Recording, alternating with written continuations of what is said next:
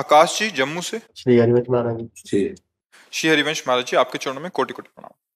महाराज जी, सुना है कि माता की मार और गुरु की फटकार दोनों प्रसाद होता है। महाराज जी, माँ की मार तो मिली है पर कभी गुरुदेव की फटकार नहीं मिली। तो गुरुदेव की फटकार पाना चाहते हो क्या? है महाराज जी, काफी जनों का ऐसे जो शिष्य परिकर, उनका प्रश्न ये रहता है कि महाराज जी तो बोलते हैं कि गुरुदेव के शासन होना चाहिए। अगर सत्संग सुनो तो रोज चाटा लगेगा। आप देखो, सुनो एकाग्रता से तो आपको यही लगेगा कि मुझे ही पीटा जा रहा है। गुरुदेव की मार वचनों की होती है, थप्पड़ों की नहीं होती, नहीं ना। वो तो कभी विशेष ऐसे कृपा करके किसी निज जन पर, तो कभी नहीं तो ऐसे वचनों का प्रहार होता है। तो रोज सत्संग में अगर ध्यान से आप सुनोगे तो आपको यही लगेगा कि मेरे विषय में ही कहा जा रहा है। गौर से अगर आप सुनोगे और जहां आपकी कमी होगी तो वहां चाटा सा लगेगा। पक्का सुनना। तो हमें लगता है कि गुरुजनों के वचनों पर ध्यान दे, उसके अनुसार चले, वही उनका शासन है। अब रही मतलब बाहरी पिटाई की बात, तो अब जैसे आप हैं तो आपने अधिकार जितना दिया उतना आपसे हम बात कर सकते हैं।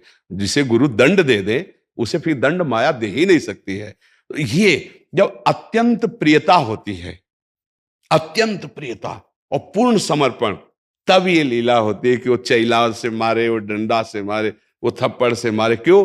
अपना पुत्र जैसे होता है ना, वो ऐसा वो अपने पुत्रवत होता है कि नहीं नहीं, तुम्हारी गलती जरा से भी बर्दाश्त नहीं हो सकती। अब जैसे आप लोग हैं तो आप लोग जितना अधिकार दिए हैं, आप केवल इतना अधिकार दिए कि आप बोलो, हम सुन रहे हैं, जितना मन आएगा हम चलेंगे, उतने ही हम आपको छूट दिए। और जिस दिन ऐसे हो गए तो उस दिन से फिर पूरी लगाम, फिर इधर उधर नहीं, फिर जरा सा नहीं। हाँ, और भय आपके अंदर सता जाएगा। यदि आपने पूरा अधिकार दे दिया हमें तो आप देख लेना, आप भयभीत रहेंगे कि कहीं कोई ऐसी गलती ना हो जाए कि गुरुदेव की नजर टेढ़ी हो जाए। यार कभी ऐसा नहीं हो। जैसे हम भूमि पे खड़े हैं, कहीं भी चले भूमि पे, ऐसे हमारा कुछ भी हमारे गुरुदेव हैं। अगर वो अच्छा, वो कभी रुष्ट नहीं होते, पर कीन हो इस कबहू अभिमाना सुख वंचा कृपा। कहीं ना कहीं कोई त्रुटि हो रही तो गुरुदेव की दृष्टि बदली, वो त्रुटि नष्ट हो गई। जैसी प्रीति होती है ना, वैसा निर्वाह करते हैं गुरुजन। तो अपने लोग देखो, अगर अभी दबका दें, आप सच बिना अपराध के दबका दें तो आप कहोगे ठीक है भी, आज के बाद हम कभी नहीं आएंगे। आ जाएगा, नहीं आ जाए। और अगर आपका यह कि मेरे जीवन नाथ है, तो वहीं खड़े गेट में रोएंगे कि महाराज जी आप मार लीजिए, लेकिन आप ऐसा ना कहिए कि आपके सिवा हमारा कोई नहीं है। महाराज जी पक्का कह रहा हूं, आपके सिवा कोई नहीं। ऐसे आप गिड़गिड़ाते मिलेंगे। वो स्थिति फिर अंदर से पकड़ लेती कि ये मेरा है।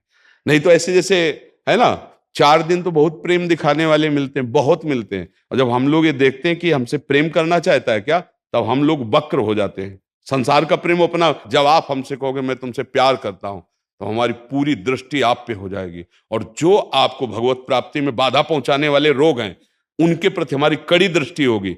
तब आपको लगे हम तो बोल रहे हैं प्यार करें और ये ऐसी बात कर रहे हैं, ये कड़ुआ व्यवहार कर रहे हैं, भाग जाओगे। और अगर टिक गए तो इसका फल होगा कि श्री जी तुमसे प्यार करने लगेंगी, लाडली जो आपकी हो जाएगी। पर गुरुजनों का प्यार बहुत बिरला होता है। हर सेवा और हर प्यार का फल कड़ुआ मिलेगा, फिर प्यार मानो तो प्यार है। यहां ऐसा नहीं है, यहां उल्टा होता है। तुम करोगे प्यार और हम करेंगे वार तुम पे, और तुम उसे मानो प्यार, फिर हम करेंगे तुम्हें प्यार। अब इसको समझ पाए तो समझ पाए कि मतलब प्यार का मतलब क्या होता है। संसार में स्वार्थ को प्यार कहते हैं और हमारे पास परमार्थ को प्यार कहते हैं। परमार्थ तुम्हें भगवान से न मिला दे तो हमारा प्यार क्या, तुम्हें भगवान से न मिला दे तो हमारा प्यार क्या। हमसे प्यार का मतलब मेरी लाडली जू से प्यार करना, और लाडली जू के प्यार के लायक जैसे माँ सजा के बाप की गोद में बैठालती है ना बालक को, ऐसे गुरु सजा करके इष्ट की गोद में बैठाल देता है। तो इसलिए हमारा जीवन गुरुदेव की आज्ञा पर रहे, उनके अनुसार चले, यही डांट है। नहीं, डांट का मतलब थप्पड़ उप्पड़ मारना तो बाहरी होता। अगर आपको लगता है मन बुद्धि को डांट दीजिए, हाँ, वो तभी डांटा जा सकता है जब हम समर्पित हो जाते हैं। देखो अभी तुम कुछ भी करो तो हमको डर नहीं है, लेकिन ये सोच भी नहीं सकते। ये सोच में क्यों? इनका कोई आश्रय नहीं है, इनका कोई ठिकाना नहीं है। ये हमारे लिए हम बाबा जी बने हैं। अब जब तक आपका अपना अस्तित्व है तब तक प्रभाव नहीं पड़ पाएगा, आप समझिएगा। शरणागति कब तक अर्जुन से भगवान नहीं बोले गीता जी में, जब तक रथ से उतर के साष्टांग दंडवत करके और ये कहा शिष्यस्तेहम साधिमाम त्वाम प्रपन्नम, प्रभु मैं आपका शिष्य हूं, आपकी शरण में हूं, अब आप मुझे उपाय बताओ, युद्ध करना श्रेय है या सन्यास लेकर भजन करना श्रेय है। तब गीता जी प्रारंभ हुई ना जी। महाराज जी एक समाधान और दे दीजिए। महाराज जी आप सत्संग में प्राय कहते हैं कि जो आपसे गलती हो जाती है वो अपने गुरुजनों या महापुरुषों के आगे अगर स्वीकार करते हैं तो वो प्रायश्चित हो जाता है, या वो जो समाधान दें भी आए दिन कोई ना कोई हम गुरुदेव के आगे स्वीकार करना हाँ, चाहते हैं। उसमें बात यह है कि जो गुरु की छवि आप विराजमान किए हो, तो आप क्या छवि मानते हो क्या? गुरु साक्षात मानते हैं ना। अब देखो, जैसे हमारे सिर पर विराजमान और हमारी आप कुटिया में जहां हमारा वास है, तो हमारे सिराने गुरु जी की पादुका हैं, गुरु जी के मोजा हैं, गुरु जी की प्रसादी, और सामने गुरु जी विराजमान छवि में, मतलब रात दिन उनकी हम दृष्टि में रहते हैं। अब जैसे हमसे कोई गलती हो जाए तो हम छवि के सामने खड़े होकर ऐसे, प्रभु आप सर्वज्ञ हो, मेरे से गलती हो रही, नाथ आप प्रगट में तो आप कहने में संकोच कर सकते हो, लेकिन छवि से कहने में संकोच है, क्योंकि हमारी घर की चीज है ना, तो उनसे हम वैसे ही होगा जैसे गुरु के सामने प्रगट में कहने से वैसे ही होगा। वो आप देख लेना, अगर आपसे गलती हो रही तो गुरु की वक्र दृष्टि आपको दिखाई देगी, बिना मतलब आपको लगेगा नाराज है क्या, ये डर लगने लगेगा, पक्का समझ लो। वो सदैव हमको प्रियाजू के योग्य बनाना चाहते हैं। हम प्रसन्नता या नाराजगी बाहरी मानते हैं, जो गलतियां हुई उनको बताया कि देखो ये त्रुटि है, इसको संभाल, ये कृपा होती है। जैसे आपने कुछ किया, हमने बड़ाई कर दिया, वो हितकर नहीं होता, वो हितकर नहीं होता। अगर गुरु बड़ाई कर दे तुम्हारी, तो सच्ची कहते तुम्हें एकांत में जाकर रोना चाहिए कि आज कौन सा अपराध बन गया, तो मेरे गुरुदेव ने मेरी बड़ाई कर दी।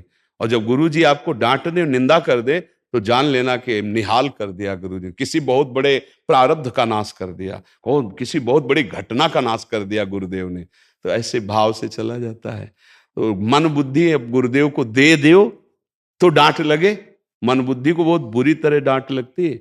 वो अहोभाग्य है जो गुरुदेव से डरते हैं। एक बार हमने सुनाया था कि एक कबीरपंथी संत थे, उनके शिष्य जो है वो बहुरंगी बाबा, बहुत रंग के कपड़े जोड़ के पहनते थे, तो गांव के लोग बहुरंगी कहे।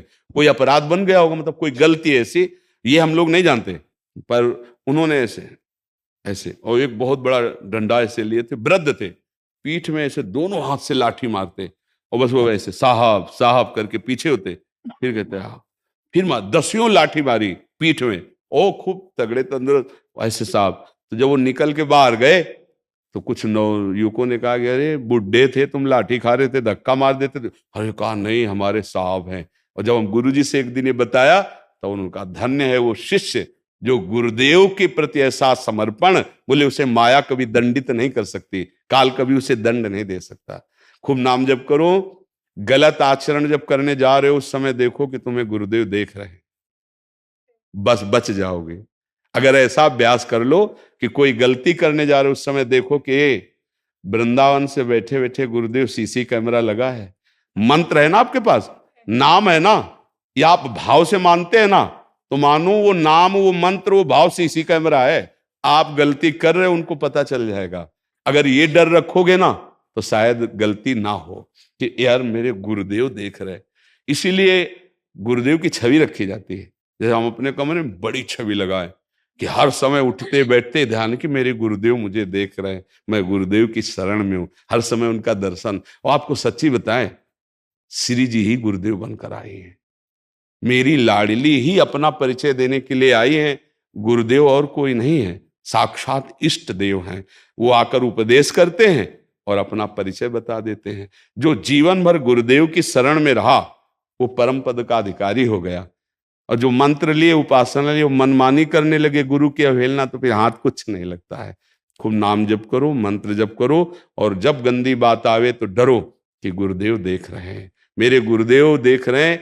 मैं दुनिया को असंतुष्ट कर सकता हूं, गुरुदेव को नहीं। अगर मेरे गुरुदेव नाराज हो गए तो मेरा जीवन किस काम। ये भावना आपको महात्मा बना देगी। घर में रहते हुए आप परम पवित्र हैं, गलती हो जाएगी जलोगे अंदर अंदर, यार मेरे से गलती, वही पाप नष्ट हो गया, आगे नहीं भोगना पड़ेगा।